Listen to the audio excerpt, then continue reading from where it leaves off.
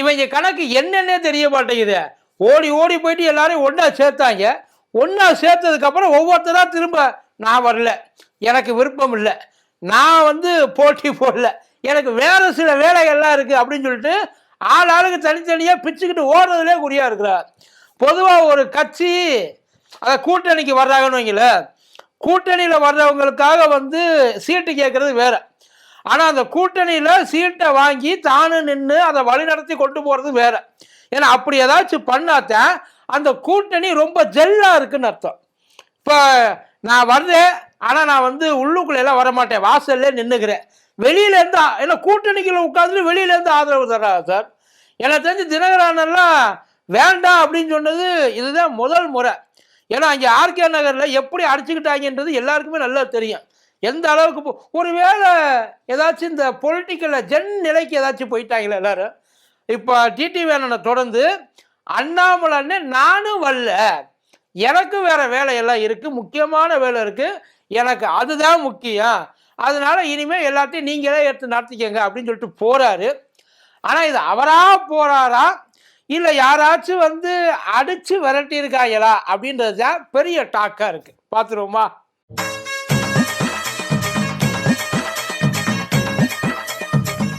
டயா booster சுகரை control பண்ணும், உங்க ஆரோக்கியத்தை மீட்டு தரும். சர்க்கரையை கட்டுப்படுத்துறதுக்கான எளிமையான வழிமுறை, இயற்கையான வழிமுறை. அனைத்து மருந்து கடைகளிலும் கிடைக்கும். மதியம் நேருக்கு வணக்கம். இது மதியம் தர்பார் கூத்தடி கோப்பு. இந்த சிக்னல் கிடைக்காத செல்லு மாதிரி அடிக்கடி அண்ணன் வந்து எங்கேயாச்சும் வந்து கிளம்பி ஓடிடுறாப்புல. இப்போ கொஞ்ச நாளைக்கு முன்னாடி தான் வந்து லண்டனுக்கு போயிட்டு வந்தார். ஏன் லண்டனுக்கு போனார், லண்டனுக்கு போயிட்டு வந்ததுனால அவருக்கு என்ன பெனிஃபிட்டு, போனதுனால அவருக்கு பெனிஃபிட்டாக இருந்திருக்குன்னு பல பேர் சொல்லியிருக்காங்க. ஏன்னா இங்கே போட்டதையெல்லாம் அங்கே கொண்டு போய் பூட்டிட்டு வந்திருக்காரு அப்படின்றதான் சொன்னாங்க. ஆனால் அங்கே போயிட்டு வந்ததுனால பொலிட்டிக்கலாக அண்ணனுக்கு என்ன நினச்சின்றது தெரியல. அதுக்கப்புறம் ரொம்ப ஆர்வமாக இப்போ அந்த பாஜக கூட்டணியை சேர்க்கறதுல அதை வெளிப்படையாக பல பேர் வேலை பார்த்தாலும் சுரங்கப்பாதை வழியாக போயிட்டு கனெக்ஷனை கொடுக்க நினச்சது அண்ணன் தான். அண்ணனோட சில பல அந்த இதனால தான், வார்த்தைகள்னால தான் டிடிவி அண்ணன் வழியக்க வந்து நான் சேர்ந்துக்கிறேன் அப்படின்னு சொன்னார். அப்படின்னு வந்து வெளியில் எல்லாரும் வந்து இவரை சொல்கிறாங்க, பியூஷ் கோஷை. அவரை சொன்னது வந்து வெளியில் பேர் மட்டும்தான், பேனர் தான் பியூஷ். மற்றபடி கீழே இறங்கி எல்லா வேலையும் பார்த்தது அண்ணன் தான். அண்ணனை நம்பித்தான் உள்ளே வந்திருக்காளே தவிர அவரை நம்பி உள்ளே வரல அப்படின்ற மாதிரி நிறைய சொன்னாங்க. பத்தாவதுக்கு அவர் சேர்ந்தப்போ கூட, இவ்வளோ கஷ்டப்பட்டு சேர்ந்தப்போ கூட பக்கத்தில் நின்று போஸ்ட் கூட கொடுக்காம அண்ணன் எங்கேயோ தூரமாக நின்று கூட்டத்தில் பின்னாடி இந்த குசேலம் படத்தில் கம்பி மேலே ஏறி நின்று பசுபதி பாப்பாப்புல அதே மாதிரி அண்ணாமலை அண்ணன் பார்த்து ரசித்தார். ஆனால் கூட்டணியில் சேர்ந்ததுக்கு அப்புறம் அதுக்கு முன்னாடி எதுவும் சொல்லலை.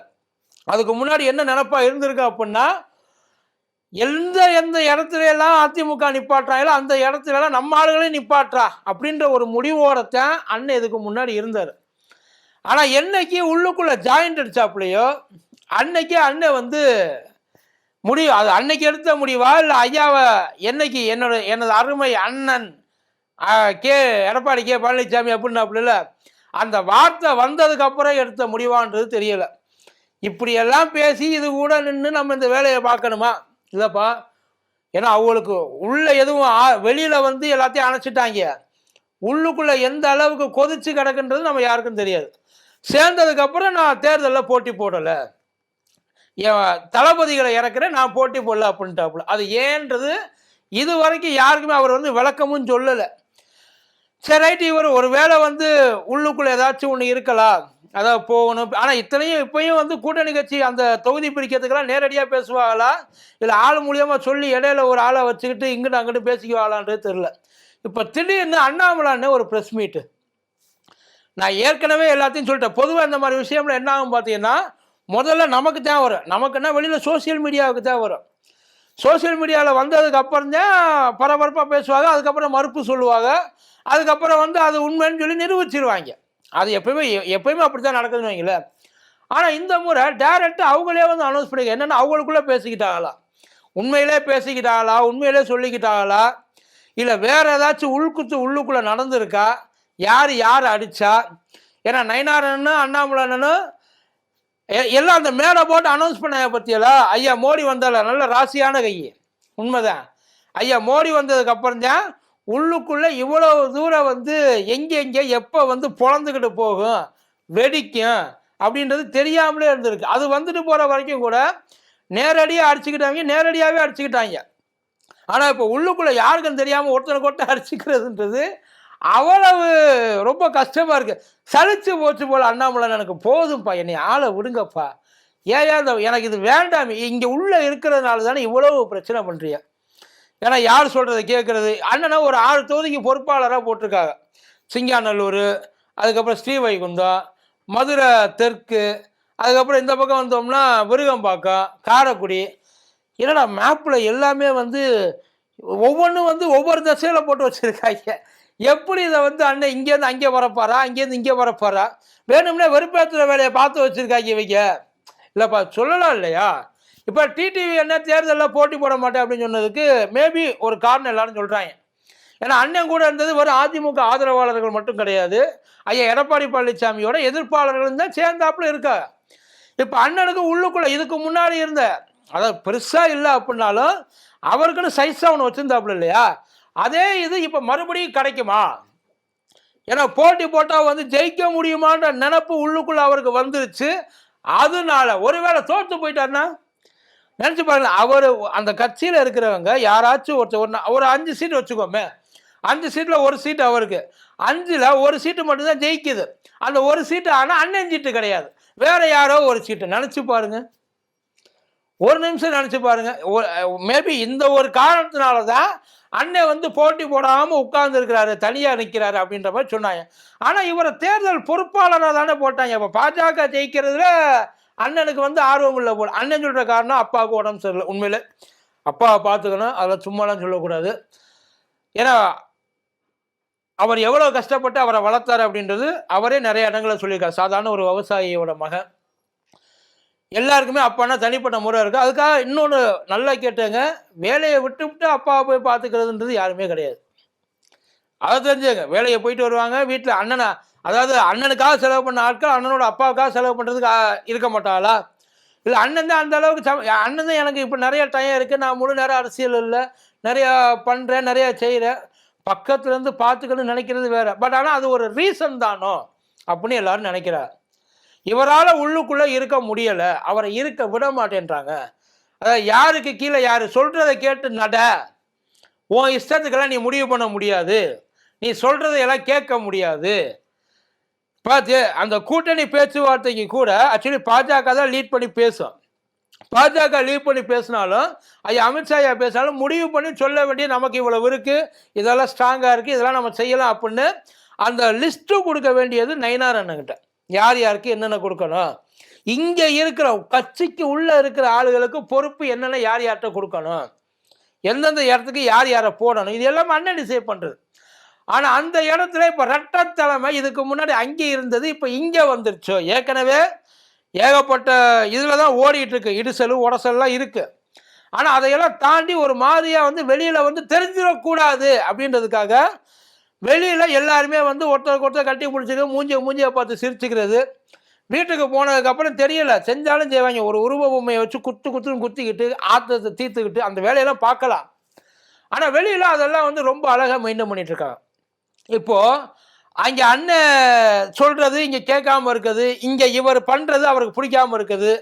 ஸோ இந்த மாதிரி பல இடைஞ்சல்கள் வந்து உள்ளுக்குள்ளே இருக்கிறதுனால நமக்கு இதனால் வந்து சுதந்திரமாக நம்மளால் இப்போ செயல்பட முடியாதோ.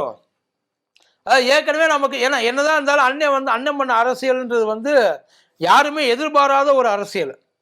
சாஃப்டாக இருந்த இடத்துல திடீர்னு சண்டை காட்சிகளாக நடந்துச்சு. அந்த மாதிரி தான் வந்து அப்படி இருக்கிறப்ப அண்ணன் அப்படியே பழகிட்டார். யாராக இருந்தாலும் அடிக்கிறது, அது வெளியே இருந்தாலும் உள்ளே இருந்தாலும், உள்ளே இருந்தாலும் என் பேச்சு கேட்கலன்னா அடிதான் அப்படின்ற மாதிரி தான் அண்ணன் வந்து நிறையா பண்ணியிருந்தாரு. எவ்வளவோ பிடிச்சி அடக்கி உள்ளே வச்சுட்டாங்க. ஆனால் அதை உள்ளுக்குள்ளே அண்ணனால் அடக்கிக்கிட்டு இருக்க முடியலை. அது அண்ணாமலையாச்சு, அடக்குமலையா என்ன, யாருக்காவது அடங்கு போகுமா என்ன. அதனால அண்ணன் வந்து ஒரு வேளை உள்ளுக்குள்ளே இருக்க பிடிக்கும். பட் ஆனால் மொத்தமாக நான் விலகிறேன்னு இப்போயே சொல்லலை. அப்படி மொத்தமாக விலகிற மாதிரி இருந்துச்சு, அதுக்கான ஐடியாக்கள் இருந்துச்சு அப்படின்னா அதில் கொஞ்ச நாள் இப்போ அண்ணன் ஏன்னா எலெக்ஷனை அறிவிக்க போகிறாங்கப்பா, அறிவிச்சிட்டாங்க அப்படின்னா அதுக்கப்புறம் இறங்கி வேலை பார்க்கணும். திடீர்னு இந்த நேரத்தில் ஏன்னா அவங்க அண்ணன் மேலே இங்கே நம்பிக்கை இல்லைனாலும் மேலே ஒரு நம்பிக்கை இருக்குது. இப்போ யாரோட அட்ராக்ஷனை எடுக்கிறதுக்காக ஒருவேளை முழு கண்ட்ரோலை என்கிட்ட கொடுத்தா தான் நான் வேலை பார்ப்பேன், இல்லாட்டி வேலை பார்க்க மாட்டேன் சொன்னாங்களா இல்லையான்றது தெரியலை. பட் ஆனால் ஏதோ ஒன்று உள்ளுக்குள்ளே பயங்கரமாக நடந்திருக்கு. இதில் வேறு அண்ணன் எலெக்ஷனில் போட்டி போட மாட்டேன் அப்படிலாம் சொல்லலை. வாய்ப்பு இருந்தால் பார்ப்போம். அண்ணனுக்கு வாய்ப்பு கொடுக்காம வேறு யாருக்கு வாய்ப்பு கொடுக்க போகிறாங்க? உண்மையிலே தமிழ்நாட்டில் பாஜகவில் ஒரு ஜெயிக்கக்கூடிய எல்லாரும் வந்து பயங்கரமாக வந்து ரசிக்கக்கூடிய பாஜகவுக்கு உள்ள ஒரு ஆள்னா அது அண்ணாமலை தான். இன்னமும் சப்போர்ட் பல இடங்களில் பத்திரிகைகளில் ஊடகங்களில் இன்னமும் சில நேரங்களில் பாஜகவின் மாநில தலைவர் தான் போகிறாங்க. முன்னாளுன்றதே மறந்துடுறாங்க. மறந்த வாக்கில் அவங்களே வந்து அந்த மைண்ட் செட்லேருந்து இன்னும் வெளியில் வரல. அந்த அளவுக்கு ஒரு அட்ராக்டிவ். ஆனால் அவருக்கு வாய்ப்பு கிடைச்சாரு. அதான் அவர் முடிவு பண்ண நிற்கணுமா வேணாமான்ட்டு. ஒருவேளை நிற்கலை அப்படின்னா தனியாக எதுவும் பிளான் பண்ணுறாரு, அந்த பேச்சுக்கும் போகிறாங்க. ஏன்னா ரொம்ப நாள் அடிபட்டுக்கிட்டு இருக்கு. அண்ணன் வந்து இது தனி கட்சி ஆரம்பிக்க போகிறாரு, அதுக்கு வாய்ப்பு இருக்கிறா அப்படின்னு கேட்டீங்கன்னா, தனி கட்சி ஆரம்பித்தாலும் அது வந்து என்ன பண்ணுவாங்கன்றது யாருக்குமே தெரியாது. முதல்ல ஆரம்பிக்க விடுவாங்களான்றது தெரியாது. எல்லாம் கட்சி ஆரம்பித்ததுக்கப்புறம் தான் வந்து போராடுவாங்க. கட்சி ஆரம்பிக்கிறதுக்கு இங்கெல்லாம் போராடணும். ஏன்னா இங்கேருந்து போகிற வாக்கு அண்ணனுக்கு ஒருவேளை தனி கட்சி ஆரம்பித்தார்னா அண்ணனுக்கு வர்ற வாக்கு யாராக இருக்குது? அங்கே போகிறத இங்கே வரும். ஏற்கனவே தான் உட்காந்து ஆளாளுக்கு எலி சொல்கிற மாதிரி எல்லாத்தையும் இருக்கிறது இவ்வளவு தான், அது ஆளாளுக்கு சொல்லிக்கிட்டு இருக்காங்க. இதில் இதை வேற பண்ணுவாங்களான்றது தெரியல. அண்ணாமலை அண்ணன் விலகினதுக்கு ஒரே ஒரு காரணம் அவருடைய முடிவு. ஆனால் அந்த முடிவுக்கு யாரை தள்ளினா, அந்த யாரெல்லாம் பிடிச்சி தள்ளினா, ஒரு ஆளா ரெண்டு ஆளா மொத்தமாக கூட்டமா அப்படின்றதெல்லாம் போக தான் தெரியும். அண்ணன் திரும்பி ஒரேடியா போவாரா இல்லை மறுபடியும் வந்து மறுசுழற்சி முறையில் மேலே வருவாரா அப்படின்றதெல்லாம் பொறுத்து இருந்து தான் பார்ப்போம். நன்றி.